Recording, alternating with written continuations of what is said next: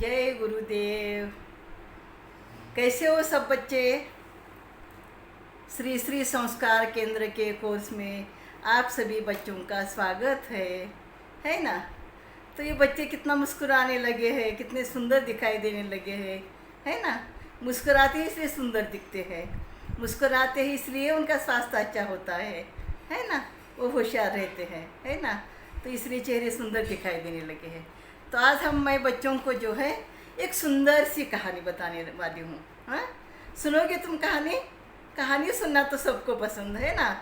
तो कहानी जो है आपको एक नई प्रेरणा देती है, हर कहानी, है ना। तो एक ऐसी कहानी है कि गुरुकुल था। गुरुकुल यानी जैसे पुराने ज़माने में राजा महाराजाओं के बेटे जो है आश्रम में गुरुकुल में जा कर के रहते थे, वही पढ़ाई करते थे। जो आपने रामायण में भी देखा ना, राम भरत शत्रुघ्न लक्ष्मण वहीं पर गुरुकुल में रह करके गुरु के साथ रह करके पढ़ाई करते थे, वैसा गुरुकुल है ना। तो वैसा एक गुरुकुल था और उस गुरुकुल में एक चंचल बच्चा था, है ना, बहुत चंचल था। और वो बच्चा जो है जब क्लास में उसको पढ़ाया जाता था, सारे बच्चे ध्यान से सुनते थे। और लेकिन ये बच्चा क्या करता था, इधर उधर देखता था, खिड़की के बाहर देखना, इधर देखना उधर देखना, उसका पढ़ाई में मन ही नहीं लगता था। और बाकी सारे बच्चे मन लगा करके पढ़ते थे और ये पढ़ता ही नहीं था।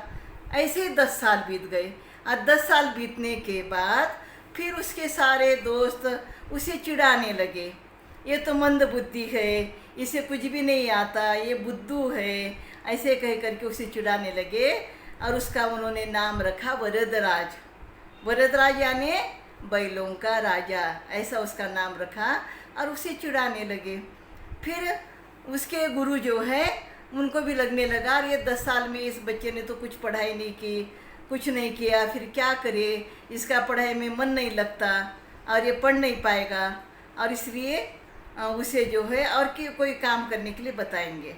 फिर उसने वरदराज को अपने पास बुलाया और अपने पास बुला करके वरदराज से कहा, अरे बेटा वरदराज, तुम आओ यहाँ पर मेरे पास बैठो, और तुम्हें पढ़ाई में क्यों नहीं मन लगता, क्यों नहीं पढ़ाई कर पाए हो?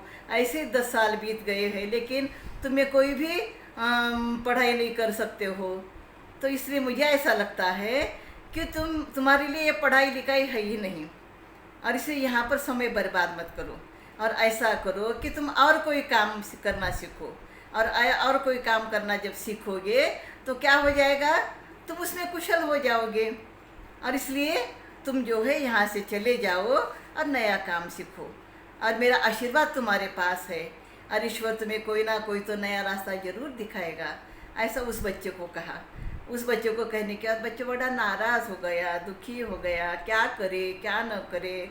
फिर वहाँ पर गुरुकुल में एक बगीचा था, उस बगीचे के अंदर जा कर के बैठ गया, सोचने लगा, अरे ये क्या हो गया, आप गुरुजी तो मुझे दूसरी तरफ जाने के लिए कहने लगे हैं, अब मैं क्या करूं, कैसे करूं, सोचने लगा। और फिर सोचते सोचते बैठा रहा।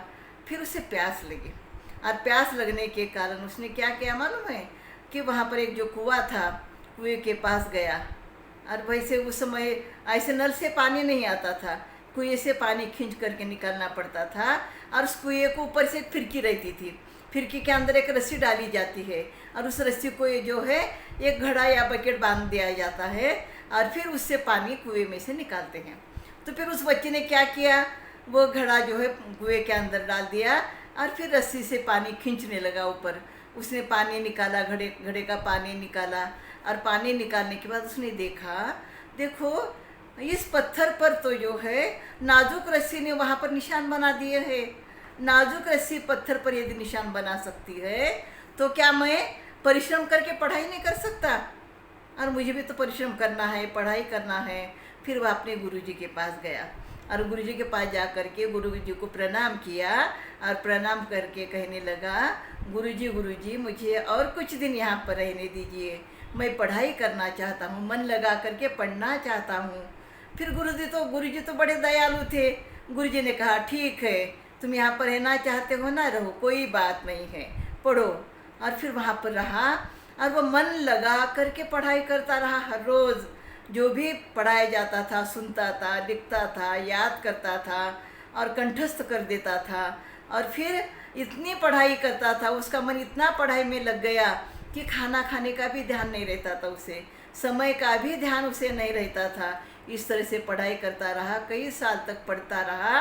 और पढ़ने के बाद वह वरदराज क्या बना मालूम है? एक संस्कृत का बहुत बड़ा पंडित बना। संस्कृत भाषा यानी हमारी सभी भाषाओं से प्राचीन भाषा है। उस संस्कृत भाषा में वेद है, ग्रंथ लिखे हुए हैं, पुराण लिखे हुए हैं, है ना। तो संस्कृत जो भाषा है उसने सीखी, संस्कृत का वह पंडित बना। फिर वरदराज ने देखा कि लोगों को संस्कृत पढ़ने के लिए व्याकरण तो बड़ा कठिन जाता है।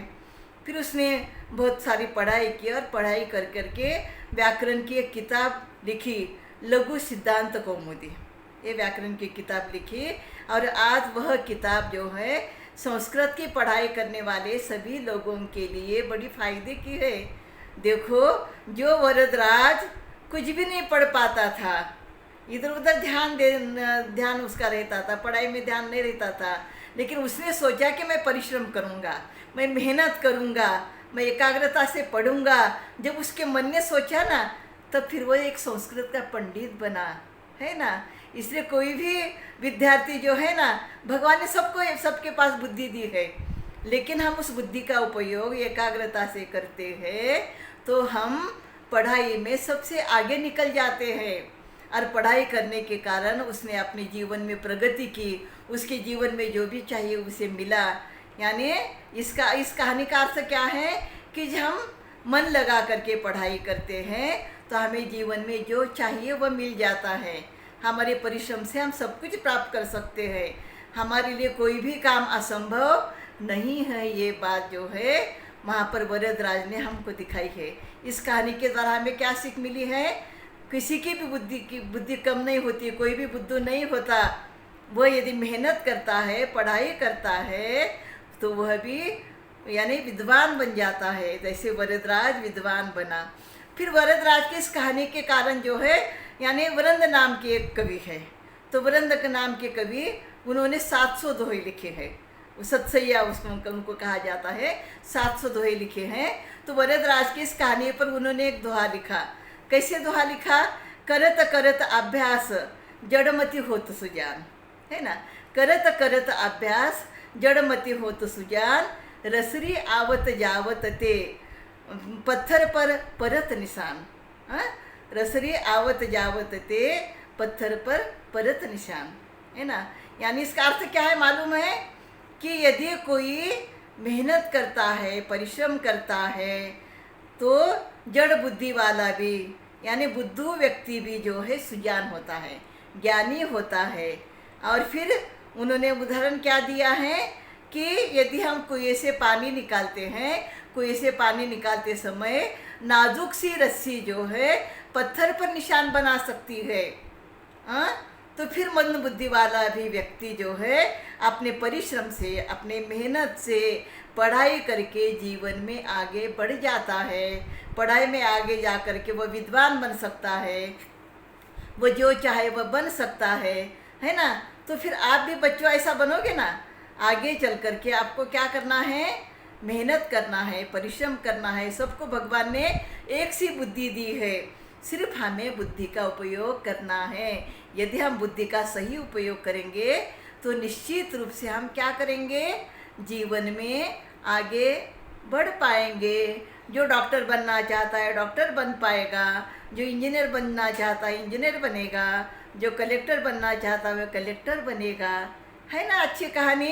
तो ऐसी अच्छी अच्छी कहानियाँ आपको हर रोज़ सुनाई जाएगी श्री श्री संस्कार इस केंद्र के कोर्स में, है ना। बड़ी अच्छी कहानी। देखो बच्चे कितने खुश लगने लगे हैं, है ना। तो हमको क्या करना है? आपसे विदा लेना है। जय गुरुदेव।